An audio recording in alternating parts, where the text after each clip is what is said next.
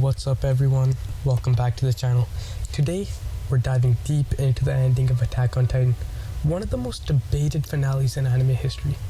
Now, I know opinions are split. Some people think it was amazing, others not so much. But today, I want to look back and break down why I think the ending actually works really well for the series. Whether you agree or disagree, stick around because we've got a lot to unpack.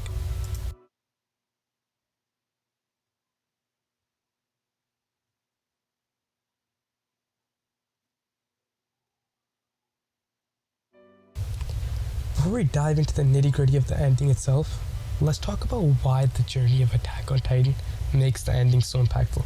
From the very beginning, we were thrown into a world of mystery, violence, and fear.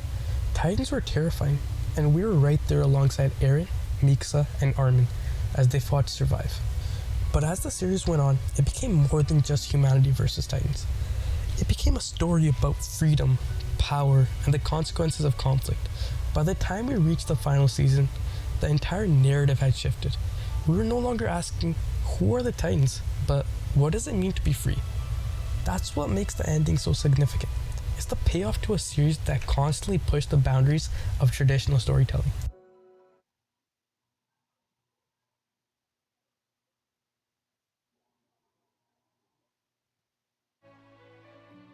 Let's start with the big one, Eren Yeager.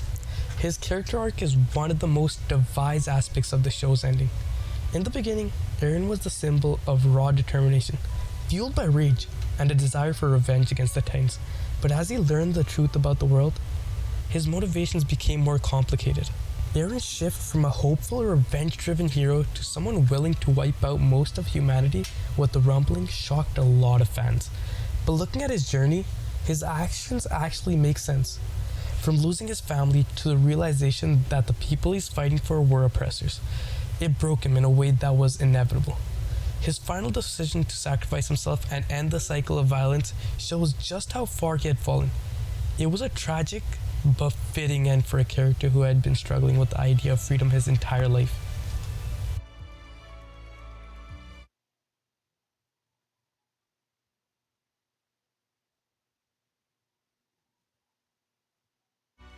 Next, we've got to talk about the themes of Attack on Titan. At its core, the show explores the endless cycle of violence and the way history repeats itself. This is highlighted in the Merlin and Eldian conflict, two groups trapped in a war that stretches back generations. The ending doesn't offer an easy solution to this cycle, but it does highlight the possibility for change. Seeing characters like Reiner, who was once an enemy, and Armin, who was once an idealist, work together is a major step forward. It shows that even in a world of endless conflict, there is a hope for peace. Sure, the world isn't magically fixed by the end of the show, but that's the point. Attack on Titan was never going to offer a perfect resolution because the world isn't that simple. It's messy, just like the conflicts in the show.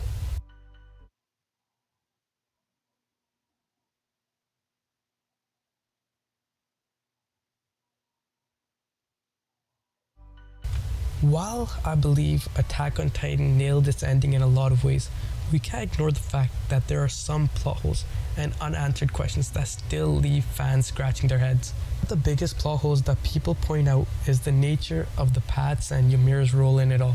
We know Ymir was essentially the first Titan, bound by this mysterious realm where all Titan powers come from. But how exactly did Ymir gain the Titan's powers in the first place? Was it from the source of all living matter, or something more supernatural? The series never gives a concrete answer, leaving fans to speculate. Then there's the whole issue with the timeline. We see Eren manipulating events in the past to shape the future, which raises the question, if Eren had the power to influence these events from the beginning, why did he allow certain tragedies to happen? Did he believe they were necessary for the final outcome? Or were there limits to his control? The logic behind Eren's time manipulation remains a bit foggy. These plot holes don't ruin the ending, but they do leave a lot of lingering questions that could have been better flushed out. Some fans have embraced the ambiguity, while others feel like they deserve more concrete answers after such a long, complex story.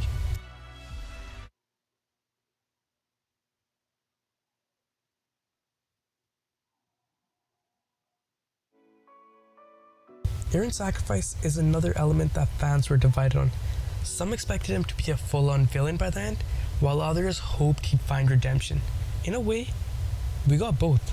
Eren's decision to let his friends defeat him allowed them to become the heroes, while he took on the role of the villain. This act of self-sacrifice is what ultimately breaks the cycle of hatred, at least for the time being. It's a bittersweet ending because we lose Eren, a character we followed since day one, but at the same time, it feels like the only way his story could end. He achieves his version of freedom, but at a massive cost. It's not the happy ending some wanted, but it's true to the world Isayama created.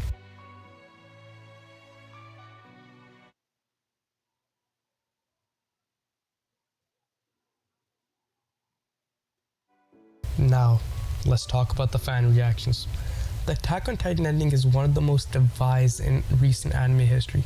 Some fans love it for its complexity and depth, while others felt it didn't live up to their expectations. I get it, people were invested in the story for years, and everyone had their own idea of how it should end.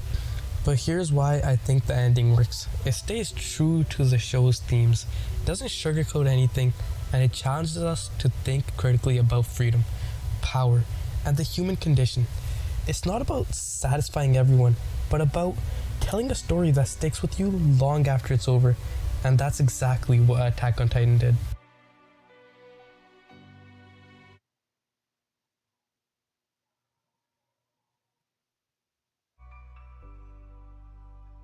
So, after all the battles, betrayals, shocking reveals, and emotional moments, Attack on Titan left us with an ending that continues to spark conversation almost a year later.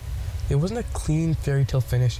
It wasn't an ending designed to please everyone, but that's why it works so well.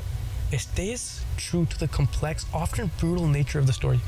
Eren's journey, the cycle of violence, the ambiguity of freedom, it all builds up to a conclusion that doesn't tie every loose end neatly, but instead leaves us reflecting on the cost of humanity's desire for freedom and power. When you think about it, Attack on Titan was never about easy answers. It constantly challenged our perspectives on right and wrong, good and evil, and forced us to look deeper into the motivations of its characters. And that's the legacy of the ending.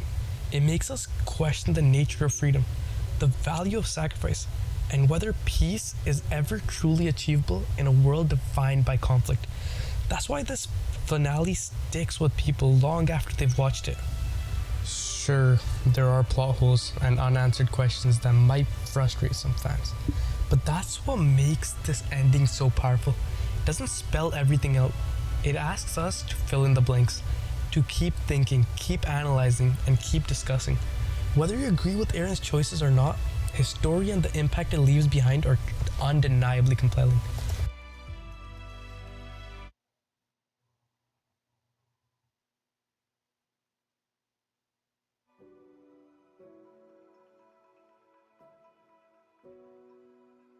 In the end, Attack on Titan gave us something a few shows are bold enough to do.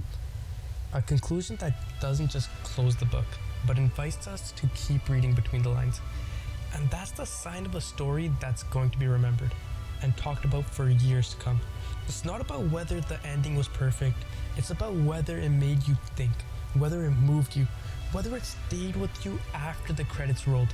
For me, it did all of it. And that's why I think Attack on Titan's ending is actually a good one. So, what do you guys think? Did the ending live up to your expectations? Are there things you would have changed? Or do you think it was a fitting conclusion? Let me know your thoughts in the comments below. Let's have a discussion. If you like this video, hit that thumbs up, and if you're new here, don't forget to subscribe for more anime breakdowns and reviews. Thanks for watching, and I'll catch you next time.